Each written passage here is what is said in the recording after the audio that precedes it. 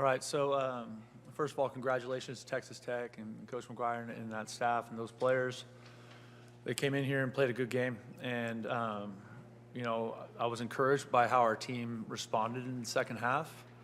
You know, we need to score touchdowns in the red zone and not field goals in those situations. I thought our defense really responded, forcing some turnovers. There's lots of good moments in that game. We had every opportunity to finish it. I think when I look at it, at least statistically, the most glaring one is just the turnover margin. And when you do that, it's going to be hard to beat anybody. You turn it over 4 times, it's going to be hard to beat anybody, and that's just the facts of football. I still absolutely believe in our players and this team, and I think this conference is really tough.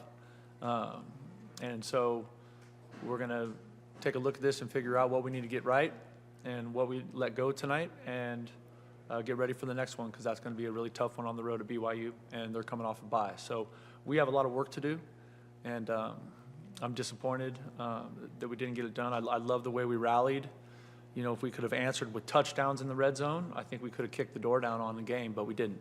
And that's the truth. That's the hard truth, is that we just did not. So disappointed, but the truth, you know, I just have to coach them better. I need to look at, you know, are we carrying too much scheme? Are the details where they need to be for us to get done on game day what we want to get done? Because it didn't look like that tonight.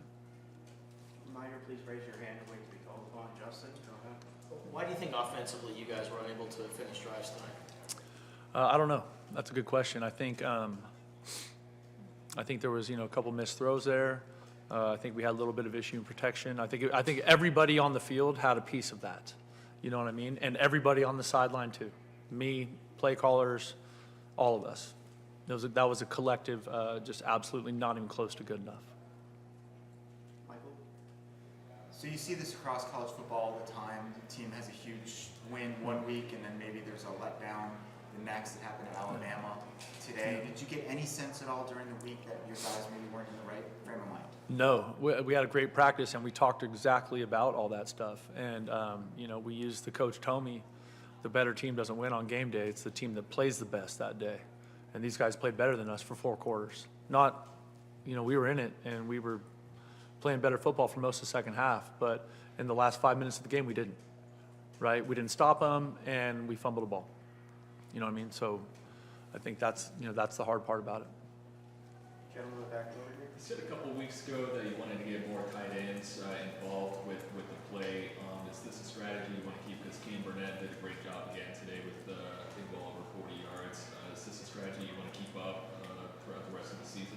Yeah, absolutely. I think we have a lot of faith in that tight end position, and you know, and I think we're starting to get some good stuff from the other receivers too. And then obviously T-Mac is a weapon, and so we're definitely, if we can distribute the ball, you know, a little more evenly, it does make you harder to defend. And so, you know, I thought the tight ends did a nice job today. Brian? You were able to finish with over 100 yards rushing. Early on, it was a big struggle, and it seemed like there was a lot of rotation, moving in and out guys on the line. What led to that? Injury, and then what caused just overall the struggles with the run game early on? that's the detail part I'm talking about. I think we had some guys go the wrong way on some of those calls, which is just, that's coaching. That's my fault. And so we got to take a long, hard look at that and just figure out, are we carrying too much scheme? I don't know, but that'll be, you know, part of the film evaluation and part of our Sunday work.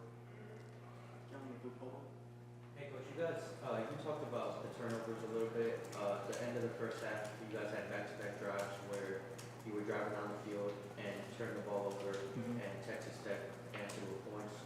How demoralizing was that heading into that? I don't think it felt demoralizing the way, if you consider how the quarter and a half at the start of the second half went. You know what I mean, right? I think we, you know, so I thought our guys did a great job of doing that. You know, I think the hard part is we just didn't finish.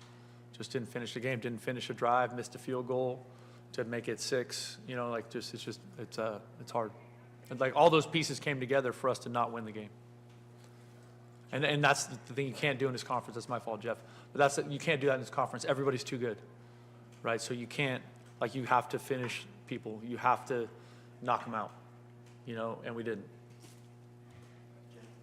Defense kept you in this game, you know, until the offense kind of started to find its groove a little How have you seen that side of the ball kind of develop even over the last week, last couple of weeks? No, I think our defense has been actually playing, a lot of good football. They played great in the NAU game, and they played great last weekend, and they played great tonight. So I think there's a lot of stuff there. But I think everyone on our team, everyone on our staff is going to look at this and just be honest and say, look, we need to play better. We need to get better. It doesn't matter what position you play. Every piece of the team has some component that we can get better at. I need to coach better. So that's where we're at. Jason? When you say too much schemes a couple times, what are you referring to? Just simplifying things, or what does that mean to you? Well, it just depends on like how many plays were we carrying, right? In that part of it, and I don't think that's the case, but I think it's going to be something that we're going to have to look at and just say, hey, how come we're not executing? Like, why is this guy going the wrong way? That's crazy, with the amount of times we've run that play, right? So we either need to not call that player, or we need to put a new player in there to play that. Two questions. The first Double one, questions, man. First one, it was 4th and inches in the 4th quarter, pretty down there, and I think it said the red zone. You elected to, try to draw them offside or whatever. Can you just talk about your decision or your thought process in that situation? Yeah, that was we were just trying to draw them offside and see if we can get a free first down. We felt like at that moment, because by making the field goal, we took the lead, right? So that was the decision. And they had the 2-point play, Yep. the swinging gate or whatever you call it. Had they shown that on film? Did you guys practice? They have, and I think that had more to do with, it looked like that was a long drive, and it looked like when we lined up, we were not ready to play. It looked like we were standing straight up, is what it looked like to me. Now, I haven't seen the film, but that's what I think it looked like. Justin? Obviously, we've seen T-Mac make a lot of great plays, but that one at the end, the fumble, obviously was not his best. What's your message to him after a play like that? Let's go back to work. I believe in that kid as much or more than anybody on this team. So let's go back to work, look at the play, see if he was carrying it low or whatever, but he gives us a chance to win every week. So I'm sure no one feels worse about that than he does. You know what I mean? Because he cares so much. Elion from my Sports 360 AC. Now, I know you mentioned how, of course, in the red zone, you want to get those touchdowns, and Tyler did just miss one field goal, but had a career high in field goals today.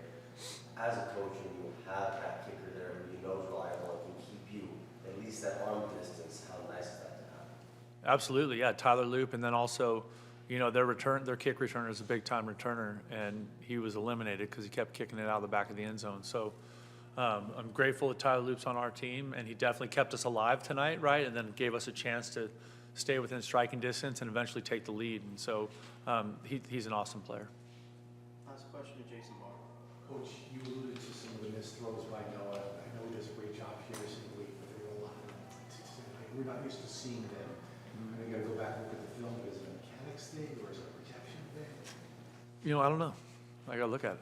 Just like you said, you need to go back and look at the film, right? Just seeing it in real time. No one works harder or studies more film or is more individually prepared for the game than Noah Fafita. And so, like with all of our guys, I still believe in every player on this team.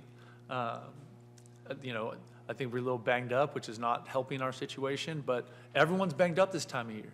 So you can either get to work and start fixing it, or you can, go sit in your dorm room and, feel sorry for yourself. Like, what are we doing? We need to get over it and get to work. It's a simple choice, and that's a choice we all have to make. All right, that's our time. Thank you.